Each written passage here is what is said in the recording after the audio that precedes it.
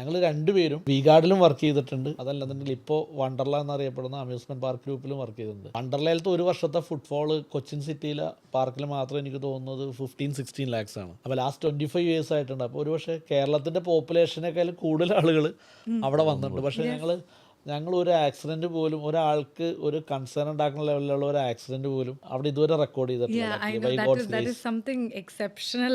അതുപോലെ നമ്മളെല്ലാവരും അങ്ങനത്തെ ഒരു വർക്ക് കൾച്ചറിൽ ഗ്രൂം ചെയ്ത് വന്നവരായിരുന്നു. എനിക്ക് ഇപ്പോഴും ഓർമ്മയുണ്ട് വണ്ടർല അല്ലെങ്കിൽ അന്നത്തെ വീഗാലാൻഡ് അങ്ങനെ പറഞ്ഞായിരിക്കും കുറച്ചുകൂടി എനിക്ക് വീഗാലാൻഡ് ഇപ്പോഴും മലയാളികളുടെ മനസ്സിൽ അത് ഭയങ്കരമായിട്ട് എസ്റ്റാബ്ലിഷ് ചെയ്ത്. അതുകൊണ്ടാണല്ലോ ഞങ്ങൾ റിയൽ എസ്റ്റേറ്റ് ഡിവിഷൻ വന്നപ്പോൾ ആ പേര് ഇങ്ങോട്ട് നമ്മൾ എടുത്ത്.